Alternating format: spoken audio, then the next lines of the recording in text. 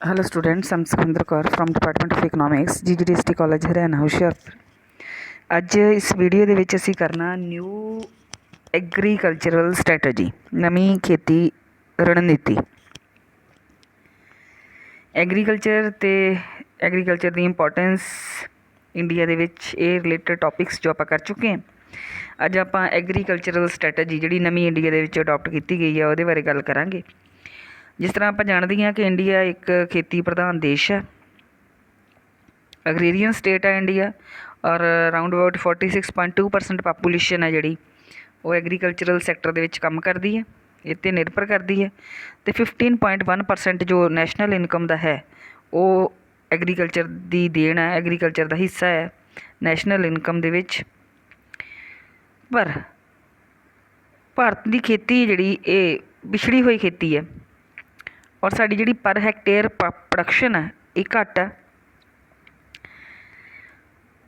ਸਾਡੀ ਖੇਤੀ ਦੇ ਪਿਛੜੇਪਨ ਨੂੰ ਦੂਰ ਕਰਨ ਲਈ, ਸਾਡੀ ਪ੍ਰੋਡਕਟੀਵਿਟੀ ਨੂੰ ਵਧਾਉਣ ਦੇ ਲਈ 1959 ਦੇ ਵਿੱਚ 1959 ਦੇ ਵਿੱਚ ਫੋਰਡ ਫਾਊਂਡੇਸ਼ਨ ਦੇ ਖੇਤੀ ਉਤਪਾਦਨ ਦਲ ਨੂੰ ਸੱਦਾ ਭੇਜਿਆ ਗਿਆ ਸੀ, ਫੋਰਡ ਫਾਊਂਡੇਸ਼ਨ ਦੇ ਖੇਤੀ ਉਤਪਾਦਨ ਦਲ ਨੂੰ।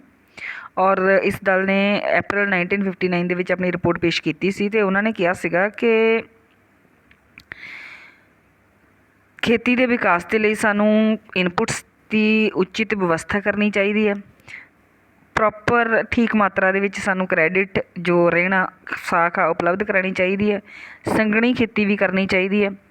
ਖੇਤੀ ਦੇ ਜਿਹੜੇ ਪ੍ਰੋਡਕਟਸ ਆ, ਆਊਟਪੁੱਟ ਆ, ਉਹਦੀ ਕੀਮਤ ਜਿਹੜੀ ਆ ਉਹ ਸਹੀ ਮਿਲਣੀ ਚਾਹੀਦੀ ਹੈ, ਵੱਧ ਮਿਲਣੀ ਚਾਹੀਦੀ ਹੈ। ਉਸ ਤੋਂ ਬਾਅਦ ਪੇਂਡੂ ਵਿਕਾਸ ਦਾ ਇੱਕ ਪ੍ਰੋਗਰਾਮ ਵੀ ਹੋਣਾ ਚਾਹੀਦਾ ਹੈ। ਔਰ ਜਿਹੜੀ ਨਵੀਂ ਐਗਰੀਕਲਚਰਲ ਸਟ੍ਰੈਟਜੀ ਆ ਇਹ ਫੋਰਡ ਫਾਊਂਡੇਸ਼ਨ ਜੋ ਦਲ ਸੀ ਜਿਸ ਨੇ ਅਪ੍ਰੈਲ 1959 ਦੇ ਵਿੱਚ ਆਪਣੀ ਰਿਪੋਰਟ ਦਿੱਤੀ ਦੇ ਆਧਾਰ 'ਤੇ ਸਰਕਾਰ ਨੇ ਤੀਜੀ ਯੋਜਨਾ ਦੇ ਆਰੰਭ ਤੋਂ ਲੈ ਕੇ ਚੌਥੀ ਯੋਜਨਾ ਦੇ ਸ਼ੁਰੂ ਹੋਣ ਦੇ ਲਗਭਗ 8 ਸਾਲਾਂ ਦੇ ਵਿੱਚ 1961 ਤੋਂ ਲੈ ਕੇ 1969 ਤੱਕ ਖੇਤੀ ਦੇ ਵਿਕਾਸ ਲਈ ਜੋ ਰਣਨੀਤੀ ਅਪਣਾਈ, ਤੀਜੀ ਯੋਜਨਾ ਦੀ ਸਟਾਰਟਿੰਗ ਤੋਂ ਲੈ ਕੇ ਚੌਥੀ ਯੋਜਨਾ ਦੀ ਸਟਾਰਟਿੰਗ ਤੱਕ, ਔਰ 1961 ਤੋਂ ਲੈ ਕੇ 1969 ਤੱਕ 8 ਸਾਲਾਂ 'ਚ ਜੋ ਵੀ ਉਹਨੇ ਰਣਨੀਤੀ ਅਪਣਾਈ ਆ ਉਸ ਨੂੰ ਨਵੀਂ ਖੇਤੀ ਰਣਨੀਤੀ, ਨਿਊ ਐਗਰੀਕਲਚਰਲ ਸਟ੍ਰੈਟਜੀ ਕਹਿੰਦੇ ਆ। ਔਰ ਨਵੀਂ ਜੋ ਖੇਤੀ ਰਣਨੀਤੀ ਆ, ਨਿਊ ਐਗਰੀਕਲਚਰਲ ਸਟ੍ਰੈਟਜੀ ਹੈ, ਉਸ ਨੀਤੀ ਦੇ ਵਿੱਚ ਕੀ ਆ, ਖੇਤੀਬਾੜੀ ਵਿਕਾਸ ਦੀ ਉਹ ਨੀਤੀ ਆ ਜਿਸ ਦਾ ਉਦੇਸ਼ ਕੀ ਆ ਕਿ ਖੇਤੀ ਵਿਕਾਸ ਦੇ ਸਾਧਨ ਜਿਵੇਂ ਉੱਨਤ ਬੀਜ, ਰਸਾਇਣਿਕ ਖਾਦਾਂ, ਖੇਤੀ ਵਿੱਤ, ਸਿੰਚਾਈ ਸਹੂਲਤਾਂ ਦਾ ਉਚਿਤ ਪ੍ਰਯੋਗ ਕਰਕੇ ਖੇਤੀ ਦਾ ਉਤਪਾਦਨ ਅਤੇ ਉਤਪਾਦਕਤਾ, ਪ੍ਰੋਡਕਸ਼ਨ ਅਤੇ ਪ੍ਰੋਡਕਟੀਵਿਟੀ, ਇਹ ਆਪਾਂ ਲਾਸਟ ਟੌਪਿਕਸ ਦੇ ਵਿੱਚ ਕਰ ਚੁੱਕੇ ਹਾਂ ਕਿ ਪ੍ਰੋਡਕਸ਼ਨ ਅਤੇ ਪ੍ਰੋਡਕਟੀਵਿਟੀ ਦੇ ਵਿੱਚ ਡਿਫਰੈਂਸ ਹੁੰਦਾ। ਪ੍ਰੋਡਕਸ਼ਨ ਤਾਂ ਇਹ ਹੈ ਕਿ ਉਤਪਾਦਨ ਕਿੰਨਾ ਹੁੰਦਾ ਪਿਆ, ਪ੍ਰੋਡਕਟੀਵਿਟੀ ਇਹ ਹੈ ਕਿ ਪਰ ਹੈਕਟੇਅਰ ਉਤਪਾਦਨ ਕਿੰਨਾ ਹੁੰਦਾ ਪਿਆ।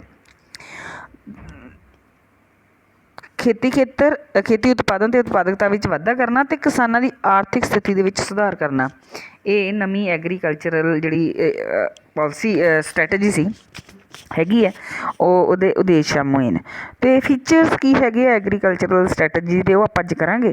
ਨਿਊ ਐਗਰੀਕਲਚਰਲ ਸਟ੍ਰੈਟਜੀ ਦੇ ਫੀਚਰਸ ਕਰਾਂਗੇ। ਸਭ ਤੋਂ ਪਹਿਲਾਂ ਤਾਂ ਐਗਰੀਕਲਚਰਲ ਟੈਕਨੀਕ, ਸਭ ਤੋਂ ਪਹਿਲਾਂ ਤਾਂ ਇਹ ਹੈ ਕਿ ਨਿਊ ਐਗਰੀਕਲਚਰਲ ਸਟ੍ਰੈਟਜੀ ਹੈ ਜਿਹੜੀ ਇਹਦੇ ਵਿੱਚ ਐਗਰੀਕਲਚਰਲ ਦੀਆਂ ਜਿਹੜੀਆਂ ਟੈਕਨੀਕਸ ਆ ਉਹਨਾਂ ਦੇ ਵਿੱਚ ਮਾਡਰਨਾਈਜੇਸ਼ਨ ਲਿਆਉਣ ਲਈ, ਉਹਨਾਂ ਨੂੰ ਮਾਡਰਨ ਕਰਨ ਦੇ ਨੂੰ ਕਾਫੀ ਇੰਪੋਰਟੈਂਸ ਦਿੱਤੀ ਗਈ ਹੈ। ਔਰ ਇਸ ਕੰਮ ਲਈ ਨਵੀਂ ਰਿਸਰਚ ਜਿਹੜੀ ਉਹ ਵੀ ਜਿਹੜੀ ਸ਼ੁਰੂ ਕੀਤੀ ਗਈ ਹੈ ਅਤੇ ਨਵੀਆਂ ਵਿਧੀਆਂ ਨੂੰ ਅਪਣਾਉਣ ਲਈ ਵਿਸ਼ੇਸ਼ ਮਹੱਤਵ ਜਿਹੜਾ ਉਹ ਦਿੱਤਾ ਗਿਆ। ਨੈਕਸਟ ਜਿਹੜਾ ਹੈਗਾ ਸੀ ਹਾਈ ਜੀਲਡ ਵਰਾਇਟੀ ਸੀਡਸ, ਕਿ ਖੇਤੀ ਖੇਤਰ ਦੇ ਵਿੱਚ ਜੇ ਤੁਸੀਂ ਪ੍ਰੋਡਕਟੀਵਿਟੀ ਵਧਾਉਣੀ ਆ ਅਤੇ ਪ੍ਰੋਡਕਸ਼ਨ ਵਧਾਉਣੀ ਆ ਤਾਂ ਸਾਨੂੰ ਉੱਨਤ ਬੀਜ ਜਿਹੜੇ ਆ ਉਹਨਾਂ ਦੀ ਵਰਤੋਂ ਕਰਨੀ ਚਾਹੀਦੀ ਹੈ। ਪਲਾਂਟ ਪ੍ਰੋਟੈਕਸ਼ਨ, ਪੌਦਿਆਂ ਨੂੰ, ਫਸਲਾਂ ਨੂੰ ਕੀੜਿਆਂ ਮਕੌੜਿਆਂ ਤੋਂ ਬਚਾਉਣ ਲਈ ਕੀਟਨਾਸ਼ਕਾਂ ਦੀ ਪ੍ਰੋਪਰ ਵਰਤੋਂ ਹੋਣੀ ਚਾਹੀਦੀ ਹੈ। ਇਰੀਗੇਸ਼ਨ, ਬਹੁ ਫਸਲੀ ਚੱਕਰ ਅਪਣਾਉਣਾ ਚਾਹੀਦਾ ਆ। ਖੇਤੀ ਉਤਪਾਦਕਤਾ ਨੂੰ ਵਧਾਉਣ ਲਈ ਜਿਹੜੀ ਸਾਡੀ ਰੇਨਫਾਲ ਦੇ ਉੱਤੇ ਡਿਪੈਂਡੈਂਸ ਹੈ, ਮੀਂਹ ਦੇ ਉੱਤੇ ਡਿਪੈਂਡੈਂਸ ਆ ਉਹ ਘਟਾਉਣੀ ਚਾਹੀਦੀ ਹੈ, ਵਰਖਾ 'ਤੇ ਡਿਪੈਂਡੈਂਸ ਘਟਾਉਣੀ ਚਾਹੀਦੀ ਹੈ। ਕਿਉਂਕਿ ਐਗਰੀਕਲਚਰ ਜਿਹੜਾ ਉਹ ਵੀ ਹੁਣ ਇੱਕ ਇੰਡਸਟਰੀ ਵਾਂਗ ਹੀ ਆ ਇੱਕ, ਅਤੇ ਉਹਦੇ ਵਿੱਚ ਵੀ ਸਾਨੂੰ ਕ੍ਰੈਡਿਟ ਫੈਸਿਲਿਟੀਜ਼ ਦੀ ਲੋੜ ਆ। ਈਵਨ ਟਾਈਮਲੀ ਕ੍ਰੈਡਿਟ ਜਿਹੜਾ ਬਹੁਤ ਰਿਕੁਆਇਰਡ ਹੈ ਐਗਰੀਕਲਚਰ ਸੈਕਟਰ ਦੇ ਵਿੱਚ। ਉਹਦੇ ਲਈ cooperative societies, rural development societies ਜਿਹੜੀਆਂ, ਜਾਂ ਈਵਨ ਕਮਰਸ਼ੀਅਲ ਬੈਂਕਸ ਆ ਜਿਹੜੇ, ਉਹ ਵੀ ਸਾਖ ਦਿੰਦੇ ਪਏ ਆ। ਉਹ 'ਤੇ ਜ਼ੋਰ ਦਿੱਤਾ ਗਿਆ। ਸੋਇਲ ਇੰਪਰੂਵਮੈਂਟ ਹੋਣੀ ਚਾਹੀਦੀ ਹੈ ਕਿ ਸੋਇਲ ਓਰੀਜਨ ਜਿਹੜਾ ਹੈਗਾ, ਭੂਮੀ ਘਟਣਾ ਚਾਹੀਦਾ ਆ, ਔਰ ਸੋਇਲ ਆ ਜਿਹੜੀ ਉਹ ਪ੍ਰੋਟੈਕਟ ਹੋਣੀ ਚਾਹੀਦੀ ਆ। ਉਸ ਤੋਂ ਬਾਅਦ ਇੰਸਟੀਟਿਊਸ਼ਨਲ ਰਿਫੋਰਮਸ ਜਿਹੜੇ ਬਹੁਤ ਜ਼ਰੂਰੀ ਹੈਗੇ ਆ ਪ੍ਰੋਡਕਸ਼ਨ ਅਤੇ ਪ੍ਰੋਡਕਟਿਵਿਟੀ ਵਧਾਉਣ ਲਈ ਐਗਰੀਕਲਚਰ ਦੇ ਵਿੱਚ। ਸਭ ਤੋਂ ਪਹਿਲਾਂ ਤਾਂ ਖੇਤੀ ਭੂਮੀ ਨੂੰ ਖੁਦ ਕਾਸ਼ਤ ਕਰਨ ਵਾਲੇ ਕਿਸਾਨਾਂ ਨੂੰ ਦਵਾਈ ਜਾਵੇ। ਉਸ ਤੋਂ ਬਾਅਦ ਖੇਤਾਂ ਦੀ ਜੋਤ ਦੇ ਆਕਾਰ ਨੂੰ ਆਰਥਿਕ ਬਣਾਇਆ ਜਾਵੇ, ਮਤਲਬ ਜਿਹੜਾ ਖੇਤਾਂ ਦਾ ਸਾਈਜ਼ ਆ, ਸਾਈਜ਼ ਆਫ ਲੈਂਡ ਆ, ਸਾਈਜ਼ ਆਫ ਫਾਰਮ ਆ, ਉਹਨੂੰ ਇੰਨਾ ਕੁ ਬਣਾ ਦਿੱਤਾ ਜਾਵੇ ਕਿ ਉਹਦੇ ਤੋਂ ਜਿਹੜਾ ਬਿਜ਼ਨਸ, ਉਹਦਾ ਜਿਹੜਾ ਫਾਰਮਰ ਦਾ ਜਿਹੜਾ ਗੁਜ਼ਾਰਾ ਹੋ ਸਕੇ। ਆਰਥਿਕ ਪੁਆਇੰਟ ਆਫ ਵਿਊ ਤੋਂ ਉਹਨਾਂ ਦਾ ਸਾਈਜ਼ ਠੀਕ ਹੋਵੇ। ਕਾਸ਼ਤਕਾਰਾਂ ਦੇ ਹਿੱਤਾਂ ਦੀ ਰੱਖਿਆ ਕੀਤੀ ਜਾਵੇ। ਵਿਚੋਲੀਆਂ ਦੀ ਸਮਾਪਤੀ ਜਿਹੜੀ ਉਹ ਕੀਤੀ ਜਾਵੇ। ਦੈਨ ਮਲਟੀਪਲ ਕ੍ਰੋਪਿੰਗ ਆ ਕਿ ਫਾਰਮਰ ਨੂੰ ਲੋਸ ਤੋਂ ਬਚਾਉਣ ਦੇ ਲਈ, ਕਿਉਂਕਿ ਖੇਤੀ ਜਿਹੜੀ ਆ, ਚਾਹੇ ਆਪਾਂ ਜਿੰਨੀਆਂ ਵੀ ਟੈਕਨੀਕਸ ਲੈ ਆਈਏ, ਜਿੰਨੀ ਵੀ ਮਾਡਰਨਾਈਜੇਸ਼ਨ ਲੈ ਆਈਏ, ਜਿੰਨੀ ਵੀ ਸਾਇੰਟੀਫਿਕ ਤਰੀਕੇ ਨਾਲ ਕਰ ਲਈਏ, ਫਿਰ ਵੀ ਉਹ ਐਗਰੀਕਲਚਰ ਜਿਹੜਾ ਉਹਦੀ ਜਿਹੜੀ ਡਿਪੈਂਡੈਂਸ ਨੇਚਰ 'ਤੇ ਆ ਉਹ ਹੈਗੀ ਆ। ਅਤੇ ਉਸ ਕੇਸ ਦੇ ਵਿੱਚ ਨੇਚਰ ਦੇ ਵਿੱਚ ਕੋਈ ਚੇਂਜਸ ਆਉਂਦੀਆਂ, ਜਦੋਂ ਕੋਈ ਹੜ੍ਹ ਆ ਜਾਏ, ਕੋਈ ਸੋਕਾ ਆ ਜਾਏ, ਅਤੇ ਫਾਰਮਰ ਨੂੰ ਲੋਸ ਹੋਏਗੀ, ਜਾਂ ਕੋਈ ਪੈਸਟ ਅਟੈਕ ਹੋ ਜਾਏ ਫਸਲ ਦੇ ਉੱਤੇ, ਤਾਂ ਫਾਰਮਰ ਨੂੰ ਲੋਸ ਹੋਏਗੀ। ਇਹਦੇ ਲਈ ਮਲਟੀਪਲ ਕ੍ਰੋਪਿੰਗ ਆ ਜਿਹੜੀ ਉਹ ਹੋਣੀ ਚਾਹੀਦੀ। ਇੱਕ ਤੋਂ ਜ਼ਿਆਦਾ ਕ੍ਰੋਪਸ ਜਿਹੜੀਆਂ, ਜਿਹਨੂੰ ਅਸੀਂ ਬਹੁਤ ਫਸਲੀ ਚੱਕਰ ਵੀ ਕਹਿ ਦਿੰਦੇ ਆ, ਉਹ ਸ਼ੁਰੂ ਕੀਤਾ ਜਾਣਾ ਚਾਹੀਦਾ। ਉਸ ਤੋਂ ਬਾਅਦ ਕੋਆਰਡੀਨੇਟਡ ਪ੍ਰੋਗਰਾਮਸ ਜਿਹੜੇ ਆਉਣੇ ਚਾਹੀਦੇ ਆ ਕਿ ਇੱਕ ਯੋਜਨਾ ਦੇ ਵਿੱਚ ਇੱਕ ਪ੍ਰੋਗਰਾਮ ਆਇਆ, ਨੈਕਸਟ ਦੇ ਵਿੱਚ ਨੈਕਸਟ ਉਹਦੇ ਨਾਲ ਰਿਲੇਟਡ ਇੱਦਾਂ ਲਗਾਤਾਰ ਜਿਹੜੇ ਪ੍ਰੋਗਰਾਮਸ ਉਹ ਆਉਂਦੇ ਰਹਿਣ। ਉਸ ਤੋਂ ਬਾਅਦ ਐਗਰੀਕਲਚਰਲ ਮਾਰਕੀਟਿੰਗ, ਫਿਰ ਇਹ ਵੀ ਹੈ ਕਿ ਮਿਨੀਮਮ ਸਪੋਰਟ ਪ੍ਰਾਈਸ ਜਿਹੜੀ ਆ ਉਹ ਫਾਰਮਰ ਨੂੰ ਮਿਲਣੀ ਜ਼ਰੂਰ ਚਾਹੀਦੀ ਹੈ, ਤਾਂ ਹੀ ਜਿਹੜਾ ਫਾਰਮਰ ਹੈ ਉਹ ਉਹਦੀ ਪ੍ਰੋਡਕਟਿਵਿਟੀ ਅਤੇ ਪ੍ਰੋਡਕਸ਼ਨ ਜਿਹੜੀ ਉਹ ਵੱਧ ਸਕਦੀ ਹੈ। ਕ੍ਰੌਪ ਇੰਸ਼ੋਰੈਂਸ ਹੋਣੀ ਚਾਹੀਦੀ ਹੈ ਫਾਰਮਰ ਨੂੰ ਕੁਦਰਤੀ ਆਫਤਾਂ ਤੋਂ ਬਚਾਉਣ ਲਈ, ਅਤੇ ਜਿਹੜੀ ਅਨਸਰਟਨਟੀ ਹੈ ਉਹਨੂੰ ਘੱਟ ਕਰਨ ਦੇ ਲਈ ਫਸਲੀ ਬੀਮਾ ਜਿਹੜੀ ਯੋਜਨਾ ਉਹ ਸ਼ੁਰੂ ਹੋਣੀ ਚਾਹੀਦੀ ਹੈ। ਐਗਰੀਕਲਚਰਲ ਪ੍ਰਾਈਸ ਪਾਲਿਸੀ ਹੋਣੀ ਚਾਹੀਦੀ ਹੈ ਕਿ ਪ੍ਰਾਈਸ ਜਦੋਂ ਡਿਸਾਈਡ ਕੀਤਾ ਜਾਂਦਾ ਤਾਂ ਐਟਲੀਸਟ ਜਿਹੜੇ ਫਾਰਮਰ ਦੀਆਂ ਇਨਪੁਟਸ ਦੇ ਉੱਤੇ ਜੋ ਫਾਰਮਰ ਦੀ ਕਾਸਟ ਆਉਂਦੀ ਪਈ ਹੈ ਉਹ ਕਵਰ ਹੁੰਦੀ ਹੋਵੇ ਅਤੇ ਫਾਰਮਰ ਨੂੰ ਪ੍ਰੋਫਿਟ ਹੁੰਦਾ ਹੋਵੇ।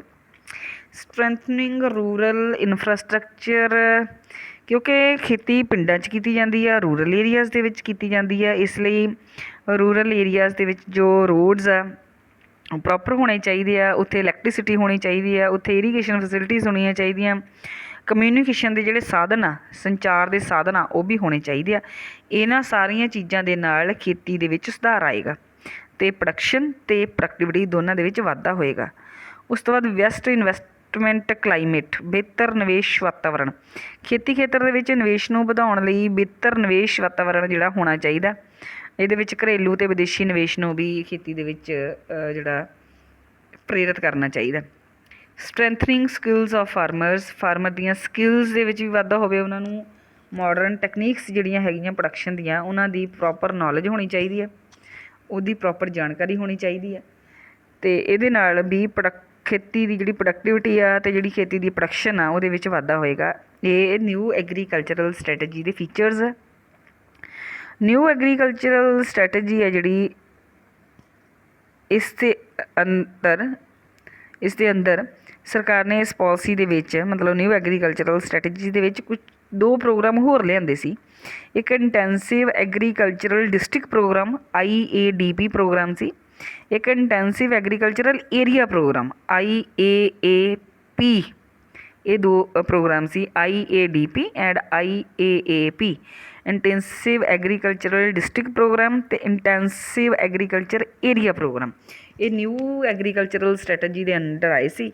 ਇਹਨਾਂ ਦੋਨਾਂ ਪ੍ਰੋਗਰਾਮਸ ਦੀ ਜਿਹੜੀ ਡਿਟੇਲ ਦੇ ਵਿੱਚ ਡਿਸਕਸ਼ਨ ਆ ਇਹ ਆਪਾਂ ਨੈਕਸਟ ਲੈਕਚਰ ਦੇ ਵਿੱਚ ਕਰਾਂਗੇ। Thank you so much.